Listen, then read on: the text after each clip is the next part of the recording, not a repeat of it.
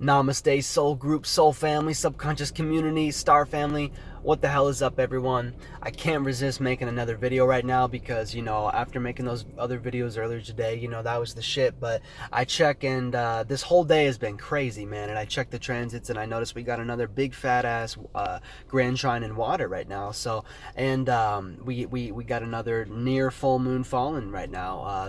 I'm making this underneath the Scorpio moon, or like I should say, above the full Scorpio moon. It's not full, it's almost full, but we got a Grand Trine in water right now with none other than the moon falling in Scorpio. So let's get to talking about it real quick. I touched on it earlier in the video about retrograde planets, but let's talk about this particular Grand Trine in water. So real quick, I'm gonna just go over the transits. So we got Venus, 9 degrees Cancer, about 9 degrees.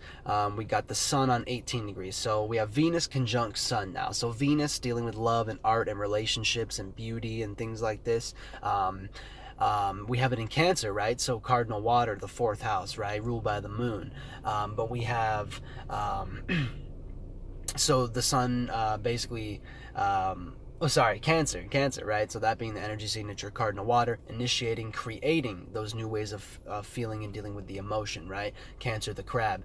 So we've also got the Sun here, conjunct the Venus conjunct the Sun. So the Sun represents what we're consciously aware of and our actions and the way that we see things and things like this. So right now we're all seeing things through a very emotional film, a very emotional filter type of thing.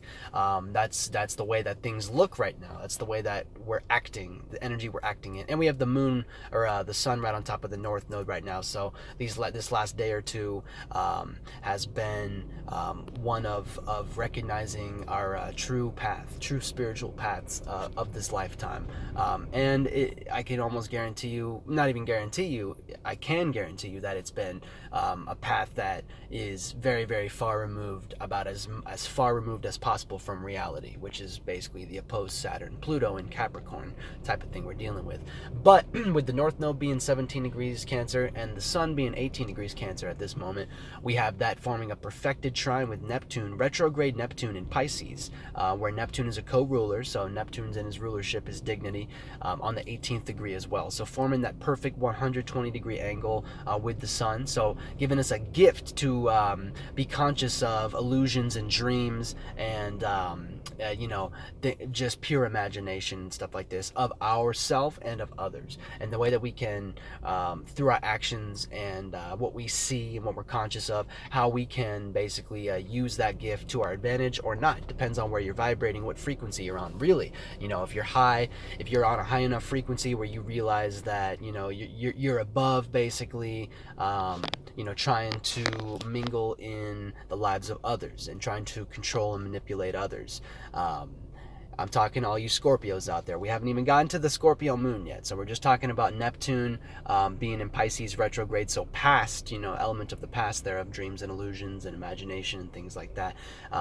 We have the gift to create illusions based off of the past with our current actions that align with our actual spiritual life path. But it's also going to be, we're slowly becoming more and more conscious of what it is that we love right now and value and appreciate, and what we're willing to compromise with, and beauty in our lives. It's moving closer to what we're consciously aware of. So it is becoming a more pleasant time.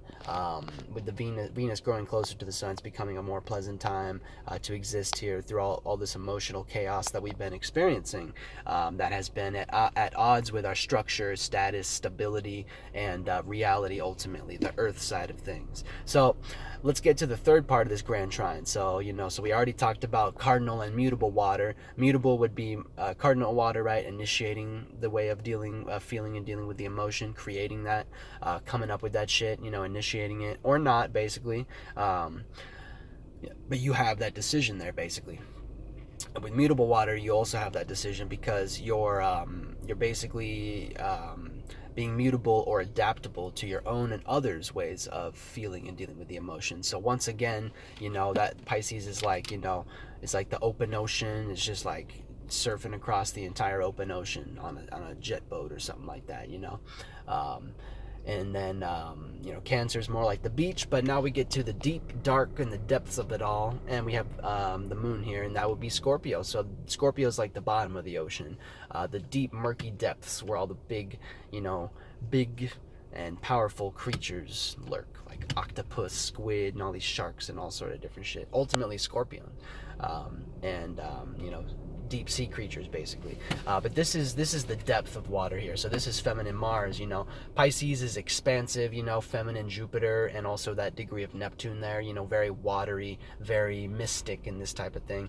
But actually, well, I guess Scorpio is very mystic as well. But Pisces is more of a dreamer. Scorpio is more of like occult energy, and as well as mysticism, definitely. So Scorpio goes the deepest. We're talking 8th house here. So water houses, we got 4th, 8th, and 12th, right? So those are all of our water houses. And as I'm making this video, I believe the moon is 10 degrees Scorpio. So it's like right beginning the second decan of Scorpio right now. There's a lot of stars in this area, from the Crux constellation, and the Crow, and the Raven, and the Centaur, and Hercules, and then we get to Libra, and we get to the Serpent of Ophiuchus, and those are like the main constellations in this little area here. We got some other little ones, but those are definitely the bigger ones in this fixed water 8th house, basically. So this is the aspect where you're focused and fixated on your own way of feeling and dealing with the emotions. So Scorpio brings that inner transformation aspect. There's no other way to deal with your own feelings and emotions by going within, other than to transform them eventually. Transform like the goddamn phoenix and rise up out them ashes. You know, Scorpio's like the glacier. It's like the iceberg. It's like you're frozen. It's like frozen emotions and frozen, you know. So Scorpio, that's why Scorpio can be so cold, right? You know, it's feminine Mars already, so there's that war and warlike type of mentality there, that capability to go to war and absolutely and leave no, you know, take no prisoners, basically. That's the Scorpio type of energy, because it's transformation. You won't recognize a Scorpio from the Scorpio energy, someone heavy with Scorpio energies. You won't recognize them from one part of their life to another. You might not recognize them day to day, man. It's crazy. It's real deep inner transformation, and that's where we have the moon right now. So this is where we're naturally subconsciously aware of, where we're reacting in this type of energy. So this type of energy is motivating our actions and dreams and illusions and things like this, because this is a very deep type of feeling that you can't shake. You know, Scorpio moon is that type of energy where you got something in your head and it's not leaving. It's iceberg. It's frozen like ice. You're trapped under ice, and it's crazy, man. You have the ability to melt that ice, you know, with that Mars. You know, you bring Mars in, you melt that shit up. But this is crazy, this feminine Mars, as well as Pluto here. So these are our warlike energies, our depth, powerful, control-like energies, transformation, of course. Very powerful, strong, willful. So this is not energy. Everyone's reactions are strong right now, and coming from a deep emotional place. Or it literally could play out in the exact opposite. It could play out as a lack of reaction. And I know this very well, being born in the full moon in Scorpio. You know, it's literally, if the moon's really dealing with how we react and that type of thing, what we receive. With Scorpio moon, it's like it might just be completely absent. You might not react at all, because you have to be so in control of yourself. You know, you need to be in control of yourself. That's a need of Scorpio moon. When the moon is in Scorpio, you need to be in control of your emotions and your feelings. But you need that. But you can't get away from it. So this type of energy will drive you crazy, drive you insane real quick. You can't get away from shit. So, you know, this is a very powerful grand trine. Water is very, very powerful, ultimately representing the womb and the feminine, and the subconscious that all things conscious are birthed out of. So this water is very, very, very, very crucial. It's the most essential nutrient, right? That's what they call it. You know, without water, there is no life ever, anywhere, period. Literally, that's it. So crazy, man. So this grand trine of water, some real crazy shit here. So you know, it's a deep dark time right now, as far as where you are, where people personally are, you know, inside themselves.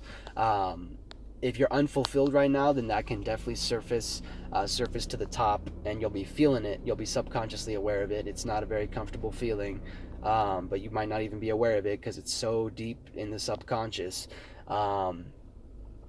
I mean, that's deep, man. That's powerful. But with all this grand trine energy and water, it's given a natural gift on all ends to understand the emotions of ourselves and others, and just emotions in general, and the way that, and um, the importance of the element of water in our life and in our realm, and just, I mean, yeah, like I was saying, anywhere ever, basically, that's water for you, baby. So that's just a little tidbit on this little video here. I just had to put something up. You know, we could talk forever about this stuff, but you know, just checking the transits, I got to see this type of stuff, and I want to put up a little something for y'all on here, man. So hope you dug it. Let me know what you think, and more videos coming for sure, man.